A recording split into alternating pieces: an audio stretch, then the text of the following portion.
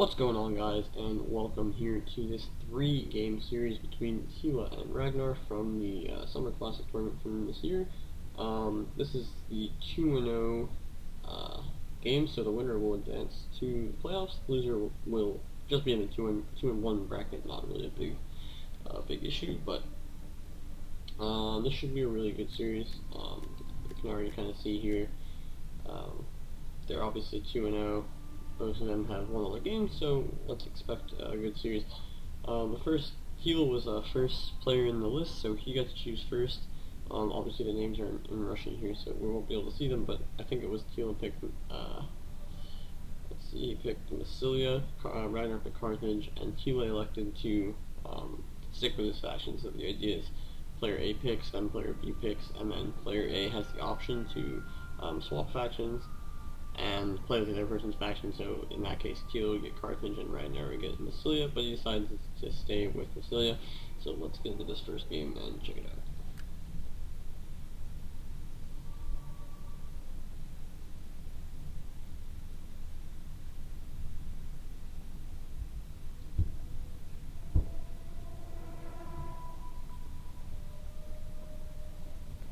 Alright.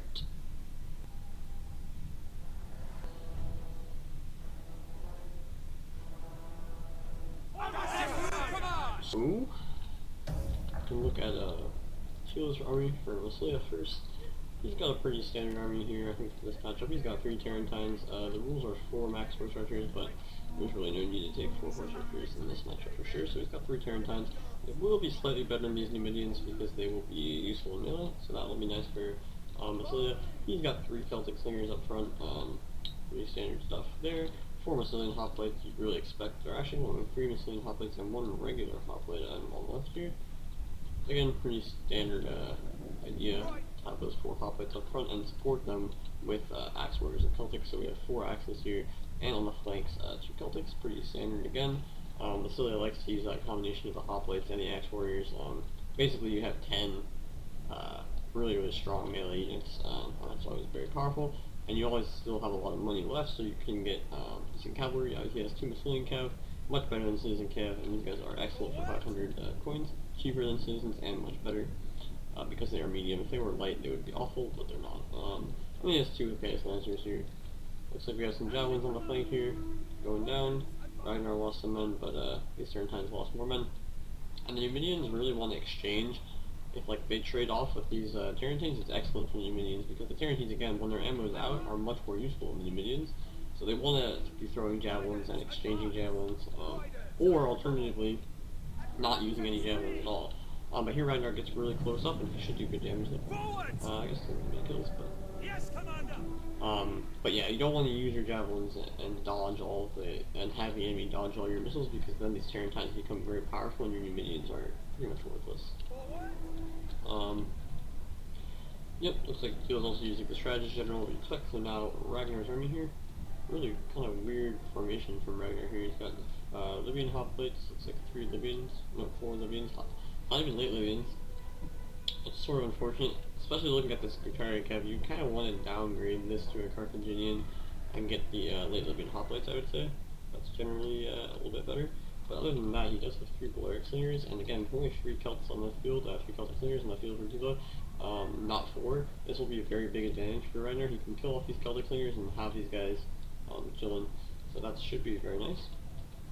And obviously they're a threat to kill these Celtic warriors, the cav, and even the axe warriors later on in the game, and obviously in the late game they'll be very strong. He does have a noble cav gen, 2 Carthaginian cav on the flank, and a Guitaria cav here. Really good cav force again, but the Carthaginian cav are stronger than the Massilian cav. But there are 2 lancers on the field for Tila and only 1 the general meat here for Carthage.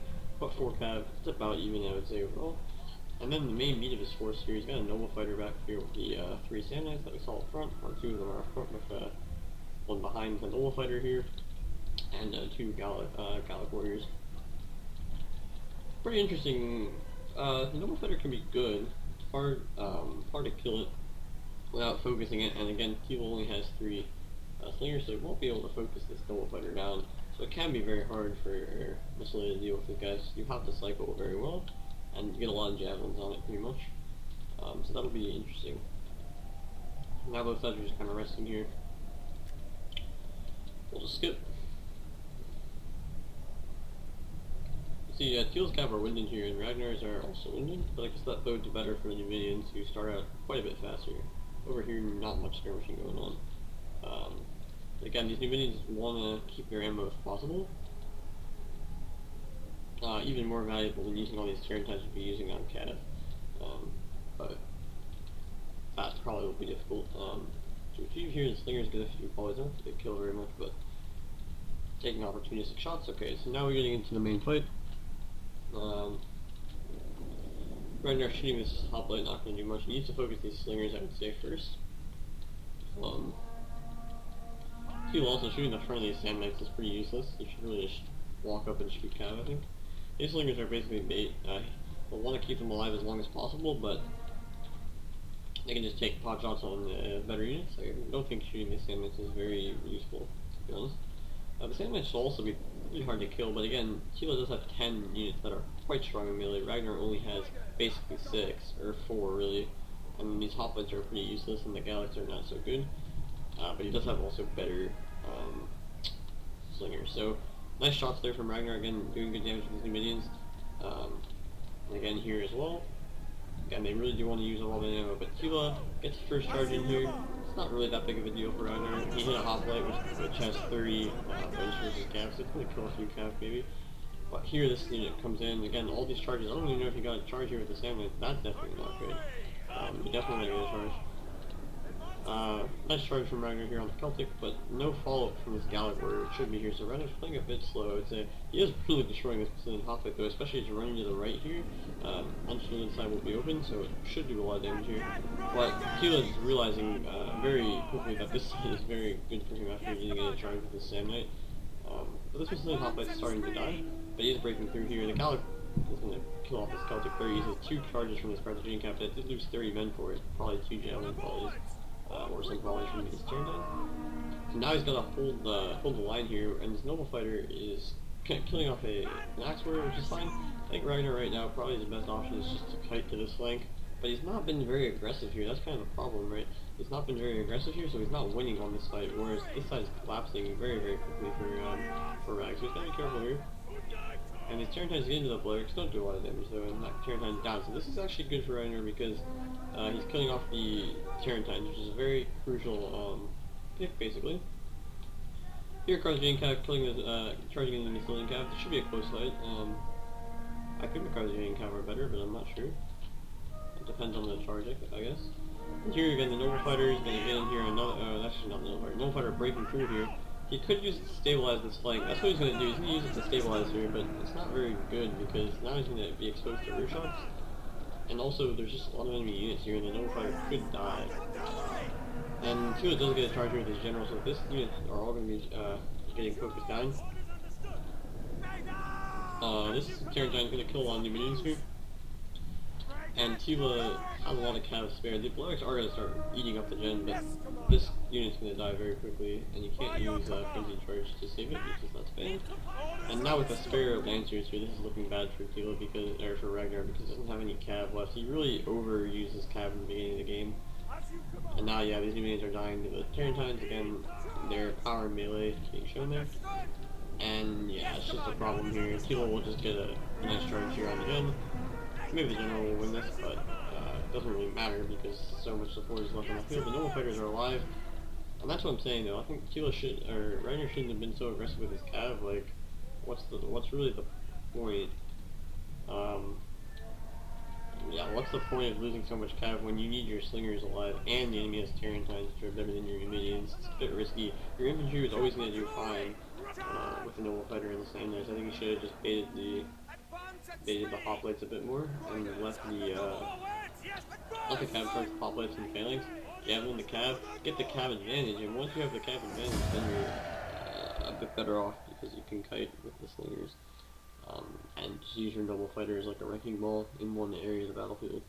But anyway, Tila gets a 1-0 lead here. Looking at the kills, yeah, pretty convincing win for Tila. I mean, a lot of these, I mean, the infantry was going pretty decently for Ragnar, but he had some health units. But the other Samites didn't do too well. And yeah, I don't know. I think he just didn't get enough charges and like I don't know. His support was a little lacking. Like that one Carthaginian cap charged that Celtic twice before the Gallic followed up, and then just lost 30 men. And when the cav advantage was so up, especially when these units get low HP, then the Lancers become very good at killing them, and the Massilian cap too. So I think that was probably the problem. And he didn't really allow his slingers a lot of time to shoot, and his Numidians ran out of ammo, and the Tarentines proved their worth. You can see here, 84, 103 kills. These Numidians really didn't do too much. The cav in general was much better for Tila. Whereas you can see the Noble Fighters did really well. One Senate was doing excellently, but it doesn't matter when you're getting surrounded by the superior numbers of infantry for Massilia, and that's why Massilia is so good. They bring these hoplites out and they spam these sheep axe warriors and Celtics and run at you. And it can be very difficult to deal with. Anyway, let's go to the second game. Alright, in this one, so Ragnar picked first. He picked Galatia, and Tila picked Gedai, which is not really the theoretically good pick. I think he was, apparently Ragnar told me he was choosing between Muriai and Gedai, which are both significantly worse than Galatia, like considerably losing. I think the theory there is definitely Arverni if you want an even match, and Galatia is even slightly better there, but you could argue that it's pretty even. But Gedai, so Tila picked Gedai, and Ragnar obviously stayed with Galatia, so let's see this one.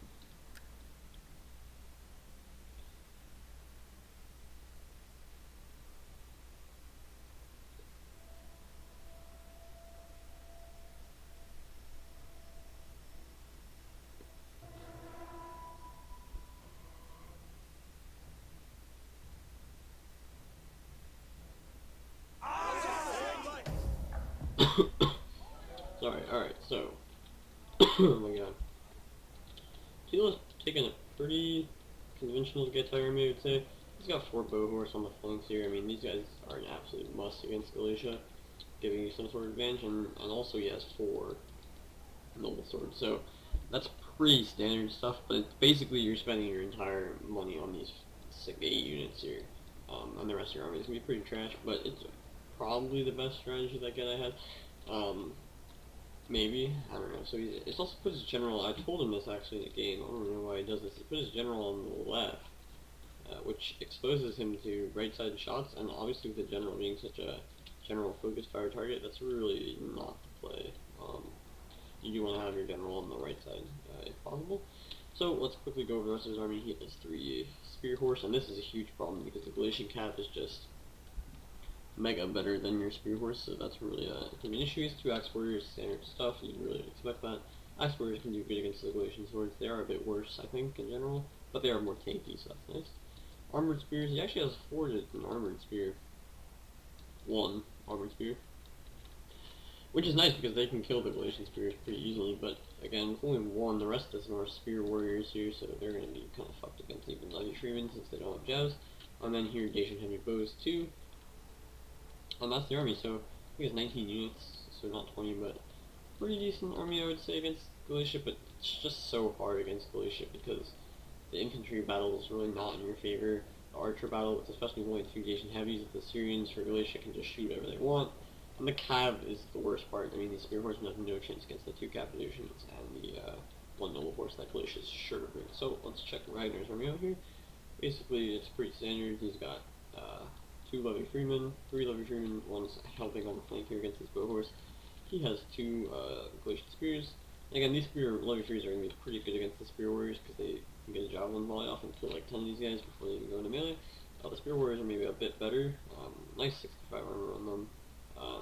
But the javelin volley really helps even that out, and the Galatian spears are much better than spear warriors. They probably lose the armored spears though. The rest of Ragnar's army is like about as standard as it gets, really. 3 Assyrians, 4 Galatian legionnaires, 2 Galatian swords, 2 Cappadocians, 1 noble horse, and 3 Galatian raiders. Actually, that's a bit weird. I generally don't know why you take Galatian raiders in this matchup. Maybe, yeah, I'm not really sure why you would break. Oh, that's a massive javelin horse archer volley there. Because like the horse skirmishers are faster than the raiders, and they screen the horse archers equally effectively. And like, sure, if you get into melee, the Galatian Raiders will be better, but Horse Archers aren't going to go into melee, and if you get into melee, the Horse Skirmishers, the 390 Jav Cav, do just about as well. So, I think that's kind of a waste of money. You can basically get 4 Galatian Spears if you buy 3 Horse Skirmishers instead, and that usually I feel like it's a little bit better, securing your infantry advantage a bit better, because again, there are 4 noble swords on the field, that's no joke, right?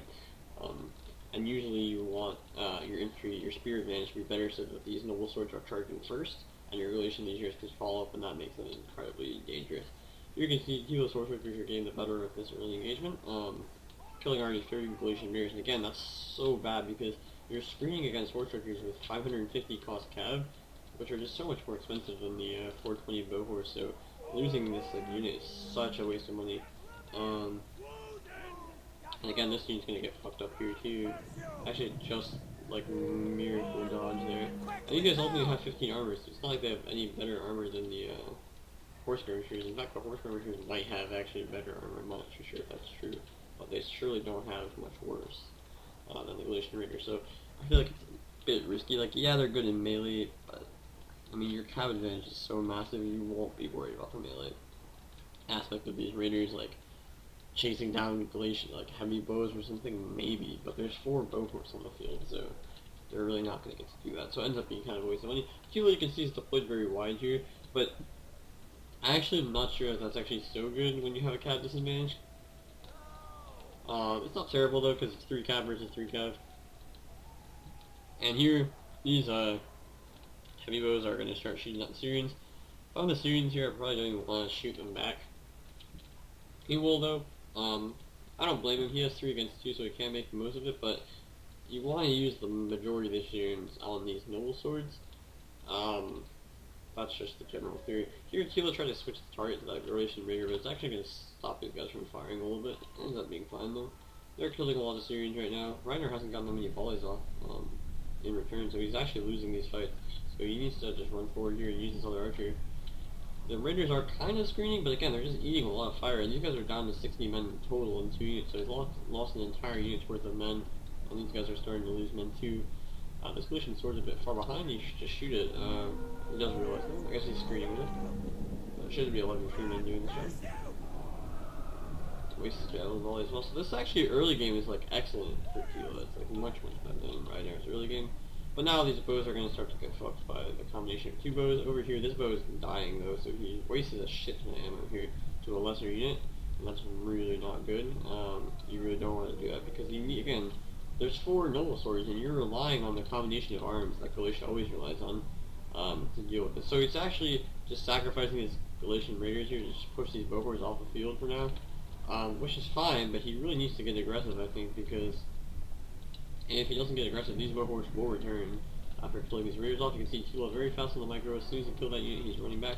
They are going to waste some ammo, I bet. Yeah, I see it. I knew this was going to happen. Wasting ammo on these routing raiders is really unfortunate. Again, they must not have too much ammo left, and they're also very tired already. These guys are only active, but these guys are very tired. They will be exhausted by the time they get back, which will make them a little bit less effective. Anyway, the battle's going down here. Again, with only so few cav on the field though for Tila, it's going to be hard for him to get the best engagement, especially when his cav is much worse. Here it does get a nice charge on these relation spears though. They didn't get a javelin volley, so that's decent. Here are noble swords coming on this Galatian legionary. But here these guys are both going to die. Well, he doesn't have the best support since his Galatian sword is so far away. But over here anyway, he's going to kill off these guys again. Just like, so this massive blob here is nice. It's going to kill off this Galatian legionary pretty easily. But again, he's going to lose this unit fast and then make him collapse over here. And this axe warrior is like fucking out here in no man's land. There's literally 0 support for it. And if this Galatian sword just walks over here, it's an easy kill with Cappadocian and close support. And that's the thing about being condensed when you have the cav advantage. You can just hit more places, right? With your cav, you can, there's isolated units like this, and over here you gotta charge for free, whereas like, and your cav is better, right? So you can always win against any spear horsemen if they try to go to the flank.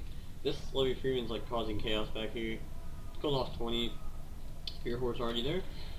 These bow horses are in a nice position though, killing a lot of Cappadocians, which is really good. And now the noble sword is being targeted, and again, the spear horse got a charge. all these Galatian legionnaires. So I'd say that Tila's got like the best of the engagement so far. And again, Ghost Fist, I don't agree with that necessarily. That unit's too far away. You're not getting the bonus of the double charge there, like of charging in and then following up. Because the unit's going to get back up and can still charge. Of course, it'll still win now because it got charged, but not really the best situation. Finally, the extra units are returning to the battlefield, but this is actually looking really good for Tila so far. Noble Swords here, 120, 117, no problem. Galatian Legion are dying, Galatian Legion are dying. This one's winning though. Well, there's still a reserve Noble Sword, and 2 are engaged here, so you can always pull off. But he doesn't want to do that because they'll end up being facing here. Here, this Galatian Legion has 70 men, and yeah, nice javelins from this unit. It's going to kill off this Legionnaire, so this is really excellent. Tila has ammo with the sword archers. They're shooting the right units, these Cappadocians. But it's definitely not over.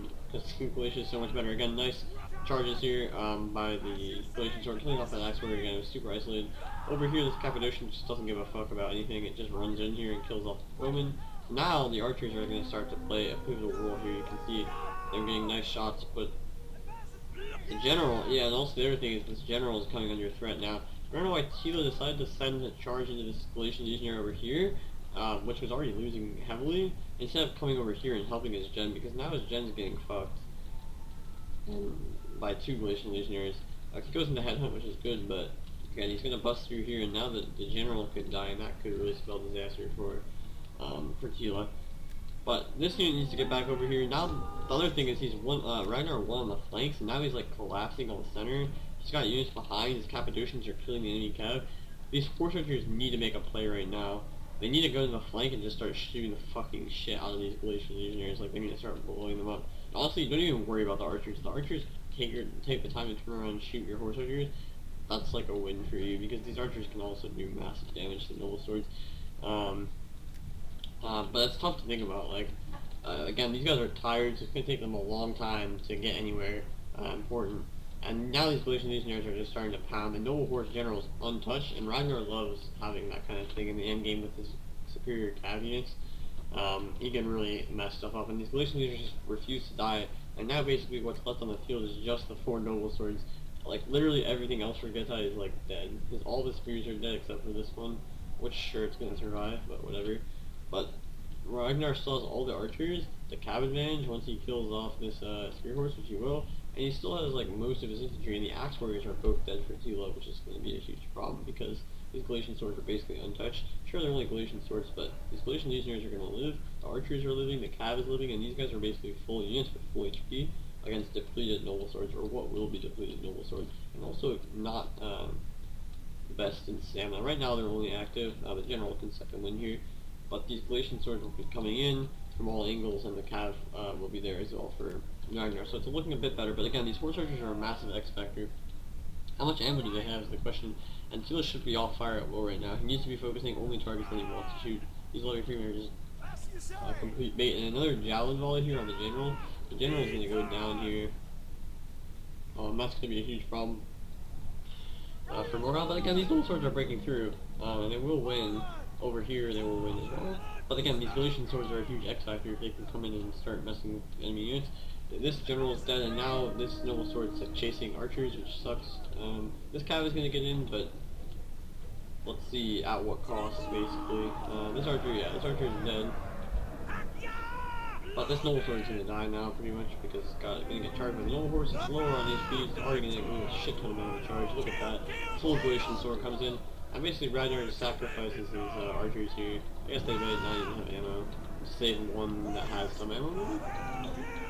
But these Bohorse, the general just dies, so the morale is like absolute trash, and that's going to be the turning point really. When the morale is so bad, these other noble swords too are winded already.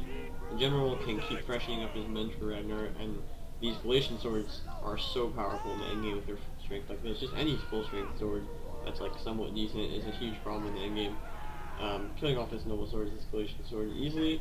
The general is just causing all sorts of chaos, and yeah, it was always going to come. And you can see this Cappadocian just doesn't care. It's literally going to kill all the spear horsemen, basically for free, because Cappadocians are just so much better. And this is always going to be the problem with Tila's army. Like I said, he put all his money into 8 units. here they are, 1, 2, 3, 4, 5, 6, 7 on the general, which was sniped, and I said the general was going to get sniped too, because it was on the left here, and just generally, right? Of course, if you're going to shoot any noble sword, it's going to be the general, so, yeah, yeah, and here the Spear Horseman just route to the Cappadocia Cav, pretty sad actually. But yeah, like that was always gonna be the problem. Can you use those 8 units to enough effect? Like Galatia just has so many strong units that's very difficult to do. These noble swords are good, but the Galatian legionnaires, even though they got terrible engagements at the start of the game, just held on for dear life basically, and allowed the superior cav and the superior flank and spears and archers for Galatia, basically everything else just roll. And now it's just cleanup time again. The noble horse at 50 men didn't get touched, and now it just recharges everything.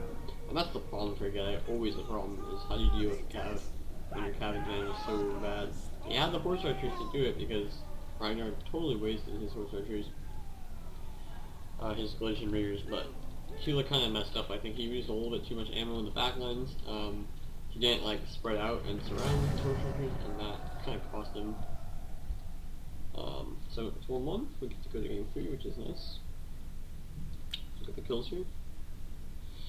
Yeah, this 67 kills is really sad. And here's the thing, right, like the Galatian and the Noble Swords got like epic engagements, like the best possible engagements, honestly. But look at the kills, like 107, 96, 67, 129, they're not really great kills. Like you need like 250 on all 4 of them to have a chance at winning this, or maybe like 150 on all 4 of them. Axewarriors just got completely destroyed. They were way too isolated on the flank, and again, that's kind of the problem when you have cav disadvantage. I mean, maybe he was expected to be able to hold on to the flanks with the horse archers, but then he went behind with them, which is kind of a waste. The horse archers is excellent, because Ragnar threw away his Galatian raiders for no reason. But everything else kind of just, didn't do anything. Dacian heavy bows didn't do anything. Killed a few Syrians, but not even that many. One spear word did fine, the armored spear didn't do anything. And even the Galatian legionnaires, like 165 on this one, 185 over here. 2 of them got murked, but 2 of them holding on like that. And look at the Galatian swords, 190, 155. These are excellent kills. Killing off axe warriors basically, and then turning around and killing some noble swords. And the archers again look much more kills with the Dacian heavy bows. And that pretty much sums it up. 178 kills on the Cappadocian Cav, 120 kills on the noble horse. So basically, while Tila did do a good job getting his noble swords in, they didn't do enough, basically, to offset the better everything else for Galatia, pretty much. Horse archers did well, but not enough, so we go to game 3, which Tila again had the option to pick first. He picked Numidia, and Ragnar decided to go with Armenia. Armenia is probably favorite, but it's pretty close. But Tila ended up trying to stick with Numidia. Again, I think Armenia is slightly better, but you could make an argument for Armenia or for Numidia being a little bit easier to play, maybe. But so yeah, so we did Armenia versus Numidia.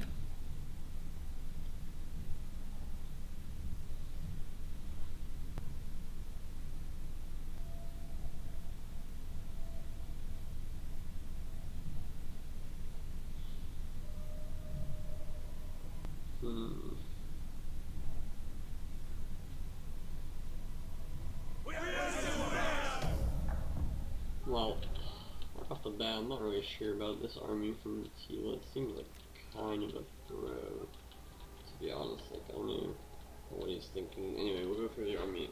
I'll talk about why I think it's kind of weird later. He's got, obviously, 4 army mini cav, great unit. Pretty much a must bring. You could go with 3, but why not 4? Seems pretty logical. Up front, he has 4 desert legionnaires and 2 desert cohorts, so insane infantry power. Pretty much can't even be matched by Armenia if they try, since basically they only have Carly Axeman and strong. He has 3 tribal slingers up front, and he has 4 desert vigiles, and then only 2 armored minion riders, the shop cav, including his gen. So I can't really justify this. I don't really understand this army, because like sure, infantry is like better, but you don't really have. I mean, you're just relying on the army minion cav a little too much, I would say. because they have to basically kill the entire cav force of Armenia, otherwise you just lose. I mean, you can maybe hope for your infantry to bust through. That's definitely what he's trying to do, right? My infantry's gonna bust through. I'm gonna have these cav to just clean up whatever is left. But Ragnar is a good counter, pretty much. Like, he's got 4 horse skirmishers, and then immediately makes things very difficult. I'm not sure if Tila was expecting horse archers, but the horse skirmisher tactic, I think it's very good. I mean, I play it all the time.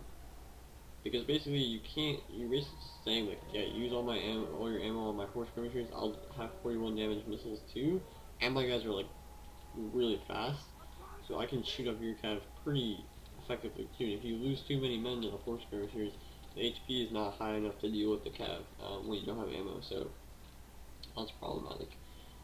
He has 3 Eastern Slingers up front, he has 4 Cartly Axemen, 2 Hillmen, 1 Noble Blood, 1 Cappadocian on the flanks, and 3 Cataphracts, a Royal Cataphract and 2 regular Eastern Cataphracts, along with 2 Eastern Spearmen, looks like, yeah.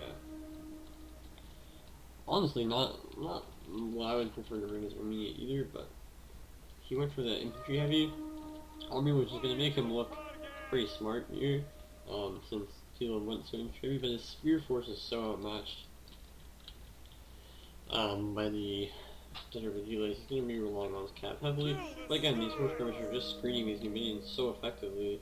If they would just shoot, throw their weapons here, they would be epic, and they would kill a lot of men. And yeah, they're not going to kill so many at the beginning here, because the health and armor is so high for the new minion cap, but again, just by doing this dance here, like look, more javelins just missing, by doing this dance, it's like terrible for the new minion cap, because they really want to be using their javelins on the cataphracts, since basically there aren't any anti-cataphract units, there aren't peltists or anything like that in the back lines here, and the Eastern Slingers will absolutely destroy the tribals, which would be nice, and Ragnar is going to kite a little bit here, try to just disorganize Tila's line a little bit. These Eastern Slingers will have no problem dealing with the tribals, and they can just focus these cav. And again, I don't understand why you want to bring shot cav against like Armenia. It doesn't really make any sense. These guys have, especially if you're gen in the unit, it's just very risky. You don't really see. You already have better infantry. You don't need a shot cav here. You really probably want a melee cav. Since the shot cav like basically can't do anything to cataphracts anyway.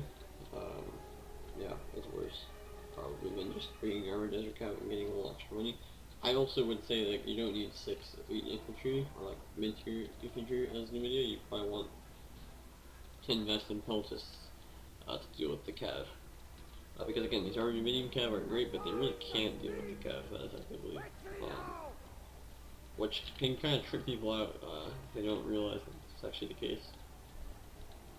Like everyone thinks these cav are so good, and they are, but against these horse skirmishers, they can't really do much in the early game. If I was Tila too, I'd be pressuring here. Force these slingers to not shoot because they're killing your slingers, and then also allow these cav to do more damage. When you're just sitting here skirmishing, it's very easy for Ragnar to micro his horse skirmishers and dodge all the javelins for these argument cav, and even throw some javelins back. And also, you're getting them tired. Like these guys are tired. These guys are tired as well. So that just makes them like mega useless in melee. And you really need them to be good in melee because you're relying on them to basically be your cav force, since these like armored medium riders are pretty fucking useless, like I already said. These slingers are, I don't even know if they're shooting the tribal slingers anymore. They probably should be, but they're not. They're shooting these legionnaires, which actually can allow Ragnar to allow Tila to start to gain a slinger advantage. It's just kind of whack. I don't really think he should be letting that happen. And he's only shooting these engineers and getting like 1 kill tops. Yeah. And again, these Eastern Slingers are very powerful, anti-cav, and, flank shooting, all that. So now let's see how Tila gets the advantage. He does have better slingers here, or better spears, sorry, so he should be able to get a good melee engagement, besides having just much better melee in general. Probably just getting a charge into these Desert Legionnaires, but now the Desert Legionnaires can follow up pretty effectively on this Cartly. This fight will be close though. I mean, the Desert Legionnaires will probably win the charge. There's a nice charge from the Armenian Riders, but they are going to get shot up a bit here. Yeah, taking a lot of damage already. And here comes the Hillman, but it's gonna fall back here. Doesn't want to fight, doesn't cover. Well, that's an issue screaming off the field, not really a big deal. Here, gonna get a cycle charge here with a Cataphract. Nice charge from Ragnar there. Using his Cataphract exactly how he should. Hitting that Desperate Legionnaire. Now this partly X-Men's easily winning. And again, these Cav are just stuck behind. Now they're very tired. They haven't done jack shit. And the horse skirmishers are just sitting here, pulling them off. Nice charge again by Ragnar though. Sorry, by Tila with the Minion Cav. Again, they're just taking fire from all these horse skirmishers. Basically, the problem is like the horse skirmishers for Ragnar have been way more effective than these armored minicav. They literally are shooting up the general and killing a lot of these armored minicav, and all their armored minicav has done is kill a few of these 390 cost units. So cost efficiency wise, it's very poor for Tila at the moment. And also Ragnar got that one nice charge in this Desert Legionnaire. Gonna make this a close fight. Actually, he actually had to pull out the Desert Legionnaire. It was down to 70 men. So now a new Desert Legionnaire engages. This Carl Axman will lose to it, but he can cycle another Cartly Axman here. He actually needs to use it over here though. Finally, you can see what I was talking about before, right? When the actual battle starts, it's much easier to micro the better Cav, right? Because you can just chase these guys and charge them in melee. And that's what Teal is doing. And finally, these guys have an opening to do some actual damage here. But the other problem is here, the Royal Cataphract just got a beast charge on this Desert Legionnaire. You're going to kill it off with the sword of this Cartly Axman. And this Cataphract is just coming through the flank here for free.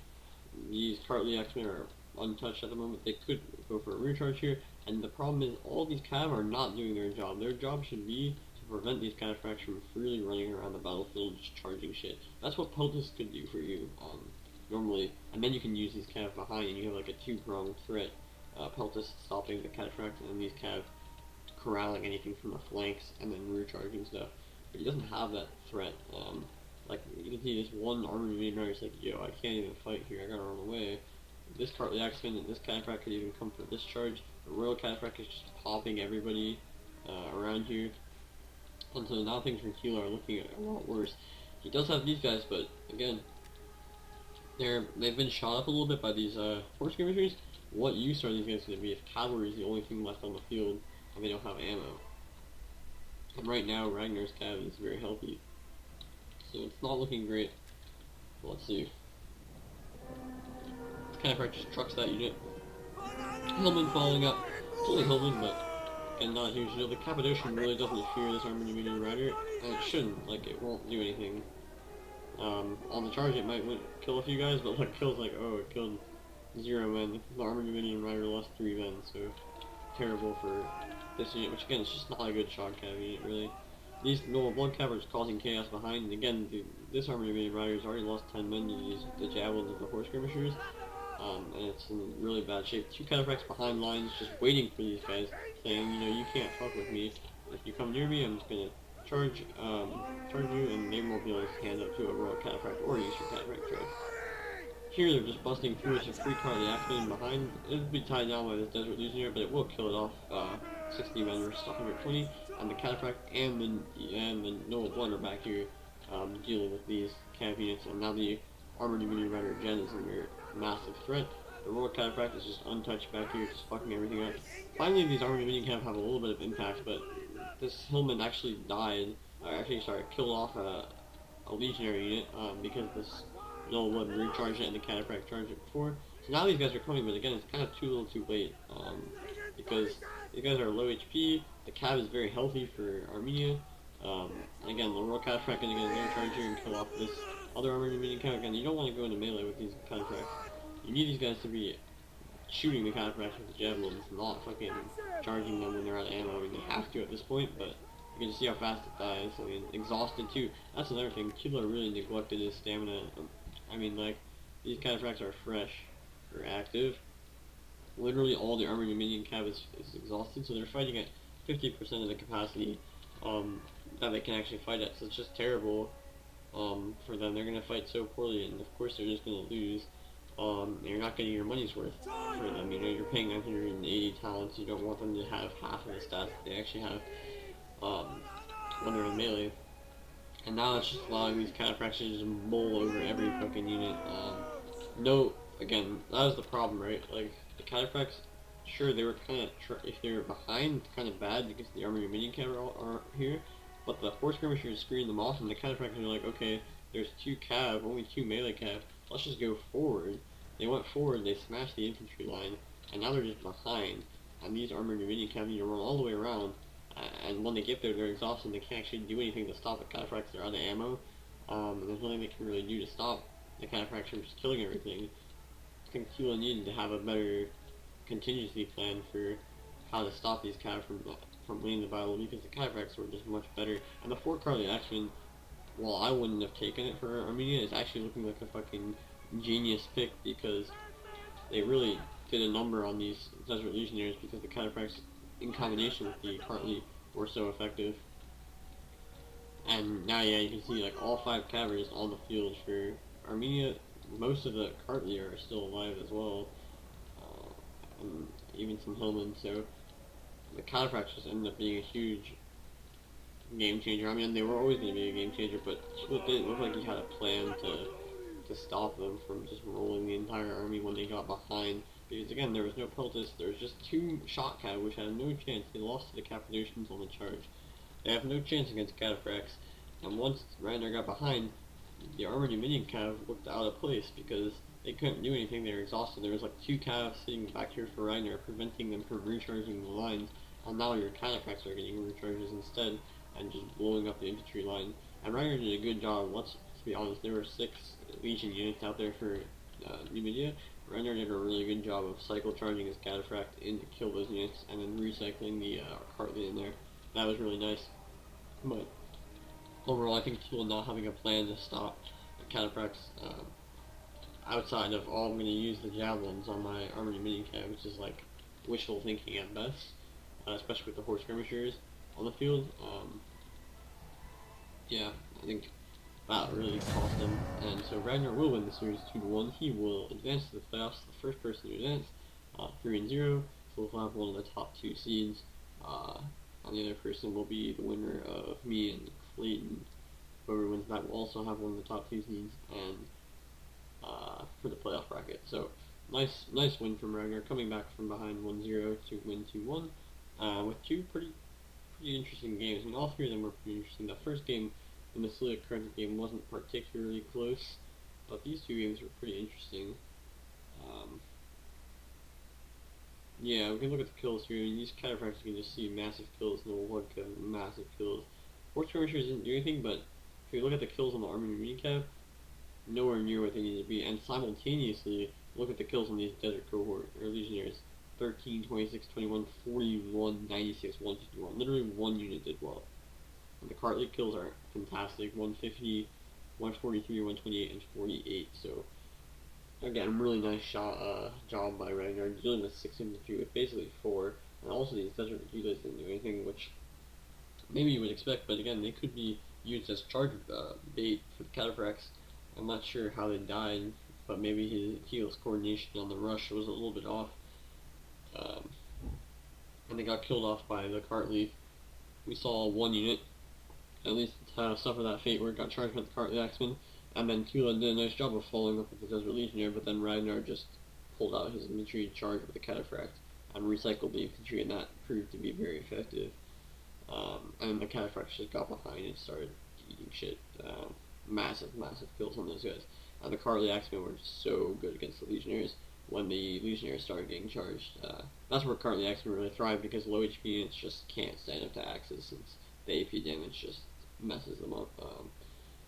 And so, yeah, I think it was a pretty good series overall. Probably the best series of the tournament so far. Actually, it definitely is the best series of the tournament so far. It's not particularly close. I mean, it was a close series. It's not particularly close in terms of quality compared to the other series of the tournament so far. Definitely much better than a lot of the other games. So, yep, hope you guys enjoyed, and catch you in the next video. Peace.